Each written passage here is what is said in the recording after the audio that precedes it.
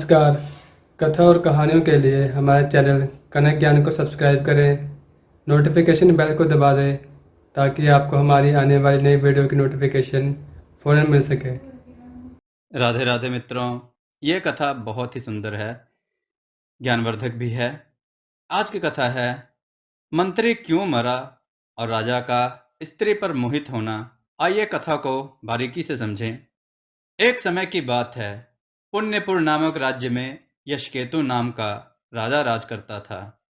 उनका सत्यमणि नाम का बड़ा ही समझदार, कर्मठ और चतुर मंत्री था। परंतु राजा बड़ा विलासी था। राज्य का सारा बोझ मंत्री पर डालकर वह भोग विलास में पड़ गया। एक दिन की बात है, राजा के दरबार में एक चित्रकार आया। उसने एक से बढ़कर एक सुंदर और आकर्षक चित्र राजा को दिखाए, जिसे देखकर राजा उन चित्रों पर मुग्ध हो गया। उसने चित्रकार की कला पर प्रसन्न होकर उसे सोने से तौल दिया और ढेर सारा इनाम दिया।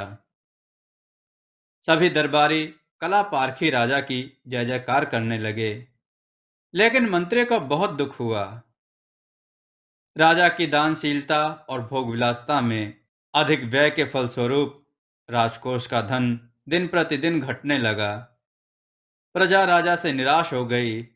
मंत्री ने जब देखा कि राजा के साथ सब जगह उसकी भी निंदा होती है, तो उसका मन कुछ उचट गया। उसने मन को शांत करने के लिए तीर्थ यात्रा पर जाने की सोची और राजा से आज्ञा लेकर वह तीर्थ यात्रा पर चला गया। एक दिन सत्यमणि घूमते हुए समुद्र तट पर जा पहुंचा और वहीं ठहर गया। आधी रात के समय वह क्या देखता है कि समुद्र से एक सुंदर वृक्ष निकलता है। वह वृक्ष अद्भुत रोशनी से जगमगा रहा था। उस पर हीरे मोती के फल लगे हुए थे। उसकी मोटी मोटी शाखाओं पर रत्नों से जड़ा एक पलंग बिछा था। उस पर एक रूपवती कन्या बैठी वीणा बजा रही थी। इस दिव्य चमत्कार को देखकर उसके आश्चर्य का ठिकाना न रहा। थोड़ी देर के बाद वह रूपवती कन्या गायब हो गई। पेड़ भी न रहा। मंत्री बड़ा चकित हुआ। मंत्री ने अपने नगर में लौटकर राजा को सारा हाल कह सुनाया। इस बीच इतने दिनों तक राज्य को चलाकर राजा सुधर गया था और उसने विलासिता छोड़ दी थी। मंत्री की कहानी सुनकर राजा उस सुंदरी को पाने के लिए बेचैन हो उठा और राज्य का सारा काम मंत्री को सौंपकर तपस्वी का वेश बनाकर वहीं पहुंच गया। पहुंचने पर उसे वही वृक्ष और वीणा बजाती कन्या दिखाई दी। राजा जब तैरकर उस कन्या के पास पहुंचा तो कन्या ने उस राजा से पूछा, तुम कौन हो? राजा ने अपना परिचय दे दिया और उससे विवाह का प्रस्ताव रखा।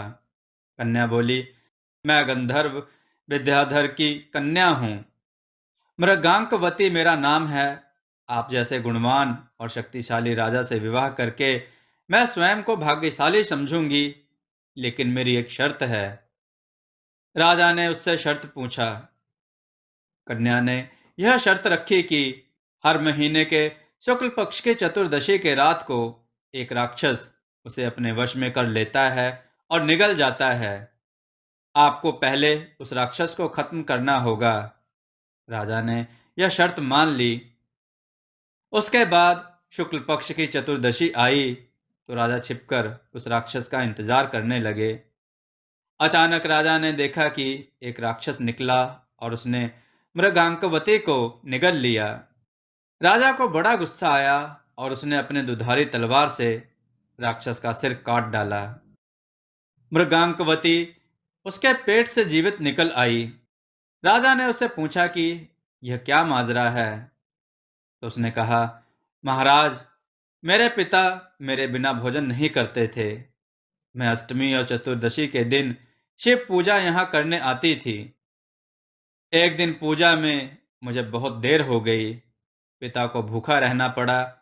देर से जब मैं घर लौटी तो उन्होंने गुस्से में मुझे श्राप दे दिया कि चतुर्दशी के दिन जब मैं पूजन के लिए यहाँ आया करूँगी तो एक राक्षस मुझे निगल जाएगा और मैं उसका पेट चीरकर निकला करूँगी। जब मैंने उनसे शराब छुड़ाने के लिए बहुत अनने की तो वह बोले, जब पुण्यपुर देश का राजा तेरा पति बनना चाहेगा और तुझे राक्षस से निगली जाते देखेगा, तो वह राक्षस को मार देगा, तब तेरे श्राप का अंत होगा। इसके बाद राजा उसे लेकर नगर में आया तथा अपने मंत्री को धूमधाम से विवाह की तैयारी करने को कहा।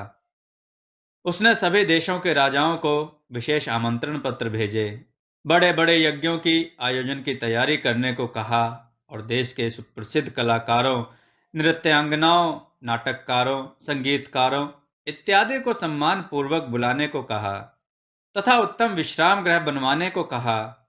साथ ही रानी के लिए एक नया महल बनवाने को कहा। मंत्री ने जब यह सब देखा सुना तो उसका हृदय फट गया और वह स्वर्ग सिधार गया। इतना कहकर बैताल ने पूछा, हे राजन, यह बताओ कि स्वामी की इतनी खुशी के समय उसे ऐसा क्या दुख हुआ कि मंत्री का हृदय फट गया और वह मर गया। राजा ने कहा, सुन बैताल, मंत्री का हृदय इसलिए फटा कि उसने सोचा राजा फिर स्त्री के चक्कर में पड़ गया और उसके भोग विलास के कारण फिर राज्य की दुर्दशा होगी। अच्छा होता ये बात मैं राजा को ना बताता। मित्रों, आपको यह कथा कैसी लगी? अपने विचार कमेंट में जरूर दें। कथा कैसी लगी ये भी बताएं। चैनल को सब्सक्राइब जरूर करें और कथा को शेयर जरूर करें। जय श्री राधे कृष्ण।